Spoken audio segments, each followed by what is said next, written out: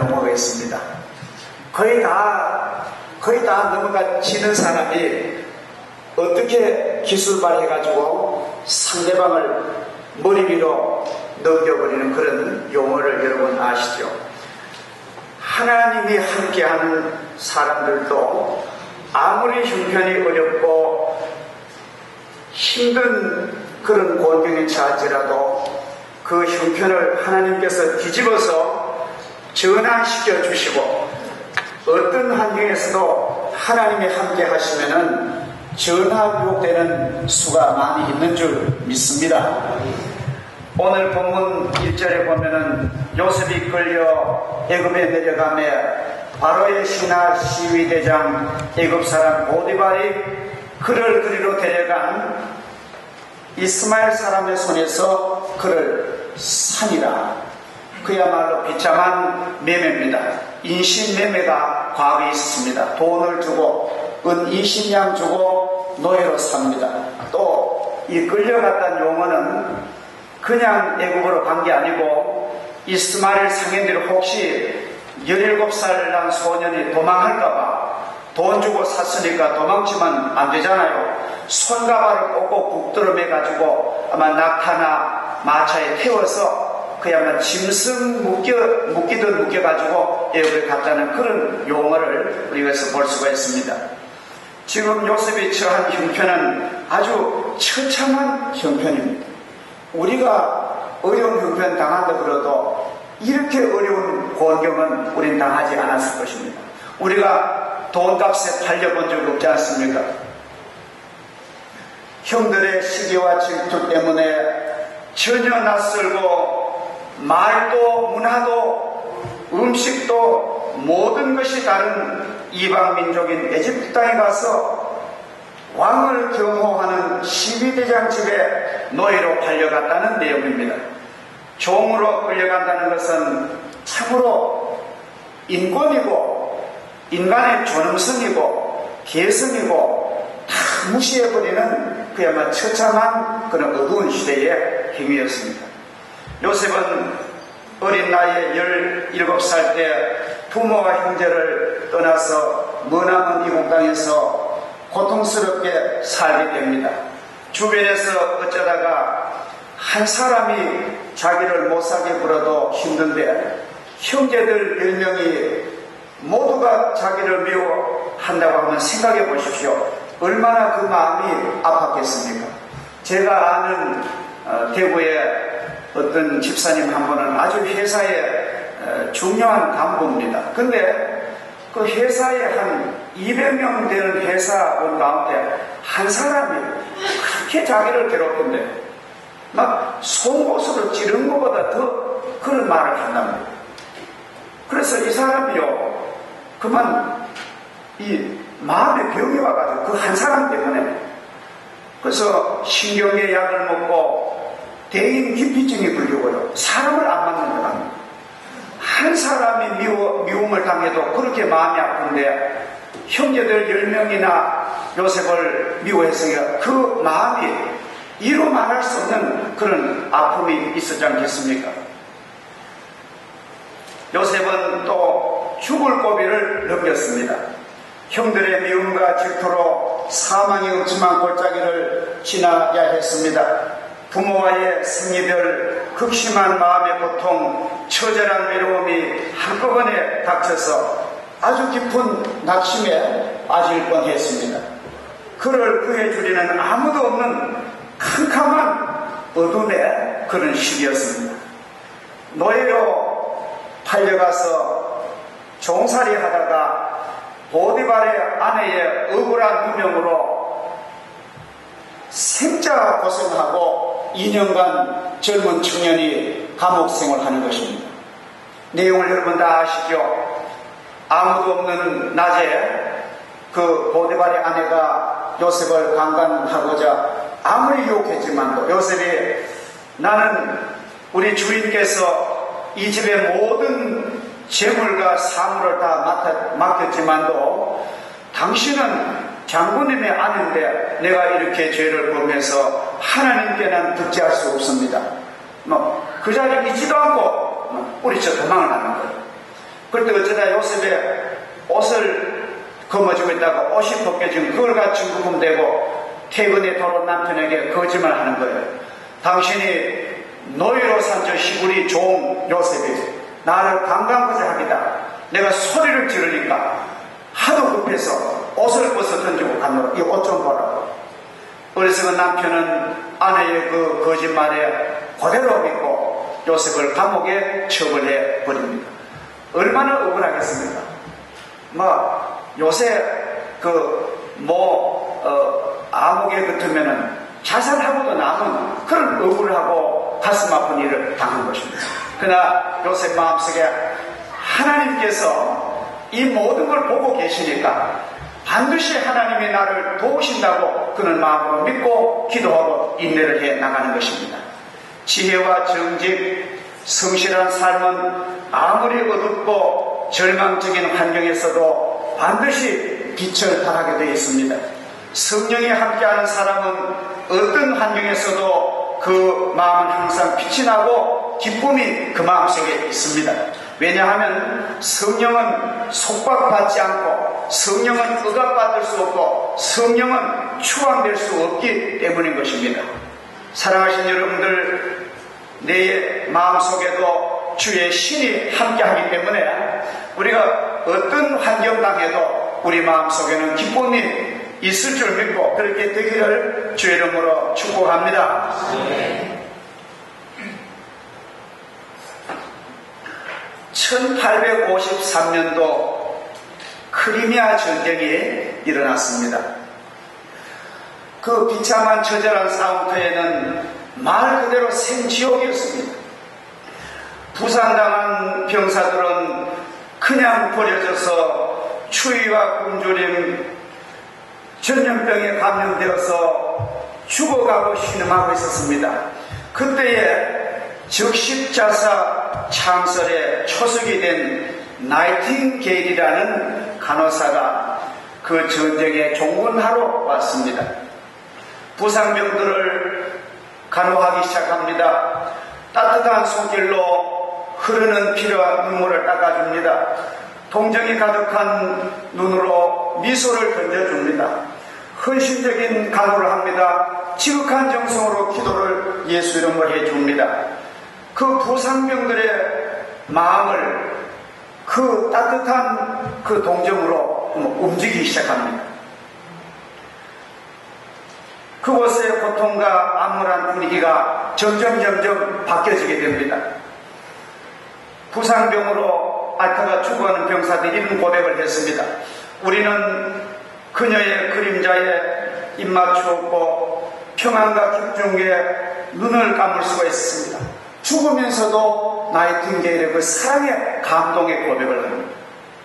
그녀가 오기 전에는 분노와 저주의 소리로 가득 찬 전쟁터였지만도 그녀가 온 이후로는 교회의 분위기처럼 아름답게 숙연하게 바뀌었습니다. 이것이 그 당시 부상병들의 고백입니다. 사랑으로 가득 찬 사람이 사는 곳에는요, 믿음으로 가득 찬 사람이 사는 곳에는 마음속에 빛과 기쁨이 있는 것입니다.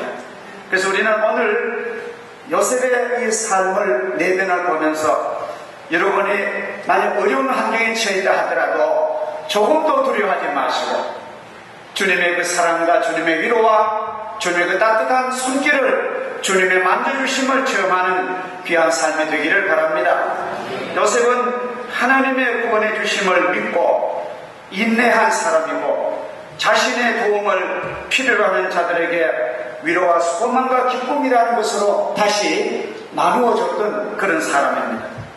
오늘 창세기 39장 22절에 보면은 하나님께서 요셉과 함께 하시고 그에게 인자를 더하사 이를 말씀이 나옵니다.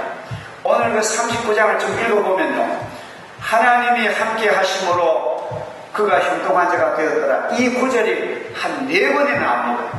여호와께서 요셉과 함께 하심으로 그가 형통한 자가 되었더라. 얼마나 놀라운 말씀입니까? 요셉은 옥중에서도 동료 제수들에게 사랑과 친절을 베풀어 모든 사람에게 기쁨과 도움을 주고 평안한 생활로 자신의 믿음을 지켜갔던 그런 청년입니다. 그리하여 마침내 요셉은 옥중의 죄수들에게도 인정받는 자가 되었습니다. 실망 속에서 좌절하는 자들에게 관용과 위로자가 되었습니다. 자기도 같은 처지의 감옥의 죄수였지만도 그는 그 마음속의 기쁨과 믿음과 소망이기 때문에 그 동료 죄수들에게 이러한 위로와 기쁨을 줬습니다. 요셉이 이렇게 살았듯이 우리들도 이 시대에 우리가 빛을 잃고 방황하는 사람들이 너무나 많습니다. 이런 사람들에게 우리가 빛이 되어주며 의지할 곳이 없는 이들에게 기댈 수 있는 언덕이 되어준다는 것이 인생의 가장 값진 삶이 아니겠습니까? 우리가 삶의 목적이 무엇입니까? 우리가 돈 벌어서 잘 먹고 입고 사는 목적이 무엇입니까? 우리는 하나님을 경외하고 내 주변 가까운 주변에 단 한 사람이라도, 외로운 독거노인 한 사람이라도, 어려운 장애인 한 사람이라도 그 사람이 나 때문에 삶에 힘을 얻고 그 사람의 삶의 언덕이 되어준다면 우리는 삶의 기쁨이 넘치고 하나님께 반드시 칭찬받을 줄 믿습니다. 마지막으로 요셉은 자기의 위치를 확실히 파악하고 있습니다. 우리가 그 위치를 잘 지킨다는 것이 굉장히 중요합니다. 옛날 한서에 보면 이런 말이 있죠. 군군 신신 부부자자. 임금은 임금의 자리에서, 신하는 신하의 자리에서, 아버지는 아비의 자리에서, 아들은 아들의 자리에서 역할만 하면은 태평한 국가가 된다는 것입니다. 요셉은 참으로 자기가 종으로 보디발간에 살 때는 종으로서의 위치를 확실히 지켰습니다. 나쁜 마음 가졌으면은 그 보디발 아내하고 썸씽을 가지면은 그는 인간적인 유혹이 얼마나 많겠습니까? 그는 감옥에 갔어도 죄수의 위치를 잊어버리지 않습니다. 억울한 죄수지만도 죄수로서 위치를 잃지 않습니다. 그는 내중에 하나님의 은혜로 국무총리 재상이 되지만도 재상의 자리, 재상답게 일을 처해야 합니다. 아마 이것이 하나님이 부르신 자들의 중요한 처신인 줄 믿습니다. 요사이 자기 처신을 똑바로 못해서 불행한 사람이 얼마나 많습니까? 우리 한국 교회에서 신학자 중에 아마 가장 존경받는 목사님 가운데 한 분이 박윤선 목사님이실 것입니다. 박윤선 목사님은 아마 지은 성경 해석 주석이 한국 교회 모든 목사님들 서재에 거의 안 뽑힌 분이 없을 정도로 그렇게 온화하시고 사랑도 많으시고 또 성경에 대한 예리한 분석도 하시고 그런 좋은 지도자입니다. 그런데 박윤선 목사님이 1930년대에 부산에서 배를 타고 미국으로 유학하러 가시고 배를 2달 동안 탔답니다. 옛날에 얼마나 힘듭니까? 부산에서 일본 시모노세키 갔다가 정박했다가 망망한 태평양을 가로질러 또 하와이 정착했다가 또 LA 또 2달을 걸렸는데 그 배 안에 탄 사람들은 모두 막 배멀미를 하고 막 토하고 막 난장판이고 사람 살리라고 미국 가기 전에 사람 죽겠다고 막 아수라장인데 박윤선 목사님 그 청년은요 그들 왜 멀미가 안 나며 그 청년들 왜 어려움이 없겠습니까? 그렇지만 또 다 질서를 잡고 성경을 읽더래요. 그 2달 동안 배 안에서 요한계시록을 10번을 읽고 거의 외우다시피 해요. 우리가요 정신이 살아있으면은 몸이 따라옵니다. 난 죽겠다 못 살겠다 하면 진짜 죽는 거예요. 안 된다 하면 진짜 안 되는 거예요. 그러나 나는 반드시 하나님의 복을 받을 수 있습니다. 하나님 나와 함께 하십니다. 이 아름다운 세상 하나님이 나위하여 주셨습니다. 이러한 믿음을 가지고 정신과 영성이 살아있으면 그는 반드시 값진 인생을 살아낼 줄 믿습니다. 이게 환경의 지배도 물론 중요합니다만도 이 마음의 자세가 굉장히 중요하다고 봅니다. 똑같은 환자인데 이렇대요. 똑같은 환자인데 이제 의사가 아주 명예가 처방하고 치료를 하는데 한 사람은 의사 선생님 나는 선생님 치료를 받고 약을 먹고 하면 나는 살 수 있습니다. 나는 일어날 수 있습니다. 그런 마음 가진 사람은 진짜 회복된대요. 그러나 의사가 정성 들여 처방하고 약을 주고 주사를 해도 아이 선생님 나는 안 됩니다.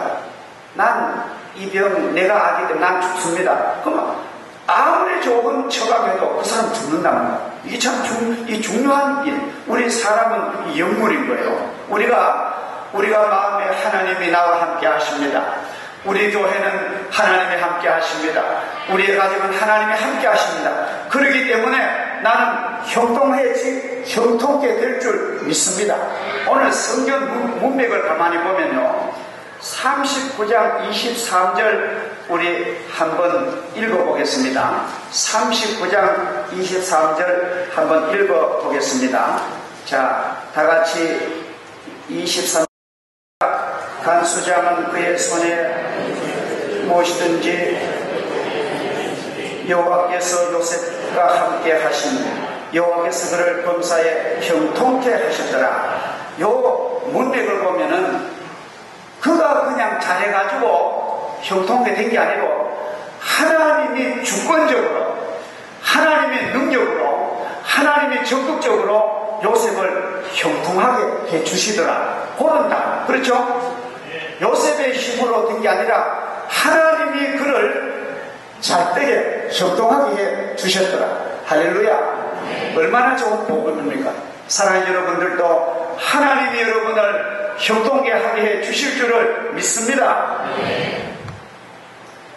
하나님이 요셉과 함께 하심의 결과는 무엇이었습니까? 그의 범사가 형통케 되었더라. 하나님을 경외하며 매사에 성실과 충성된 마음으로 살아가면 반드시 하나님의 사랑과 복을 받게 되며 자신만 형통하게 되는 것이 아니라 그 사람 때문에 그 가족과 그 주변의 모든 이들에게 기쁨과 소망과 위로가 넘칠 줄 믿습니다. 우리도 고난 중에 인내합시다. 억울할 때 주님 바라봅시다. 믿음으로 살아갑시다. 하나님께 헌신합시다. 그렇게 되면은 하나님께서 우리를 형통하게 해주시는 복과 은혜를 받아 값진 삶을 누릴 줄 믿습니다. 전능하신 하나님 아버지, 주의 크신 사랑 감사합니다. 요셉이 말할 수 없는 고난과 역경에 처했지만도 여호와께서 함께 하심을 그가 믿고 체험하고 하나님께서 나를 도와주실 거야. 그럼 나는 인내하며 기도하며 믿음으로 살겠다고 결심할 때에 하나님이 그를 형통케 하셔서 나중에는 그 흉년에 70명의 가족을 다 살리고 그 지역의 모든 민족들을 살리는 놀라운 하나님의 일꾼으로 하나님이 세우셨습니다. 우리들도 이 땅에 사는 동안에 왜 어려운 문제가 없겠습니까? 왜 눈물이 없겠습니까? 고난이 없겠습니까? 우리는 그때 오히려 하나님을 바라보게 하시고 믿음의 주를 바라보게 하시고 찬송과 기도를 하게 하시며 하나님의 백성으로서 우리의 신분을 잃지 않는 저희들 되게 하여 주옵소서. 예수님의 이름으로 기도 올리옵나이다. 아멘.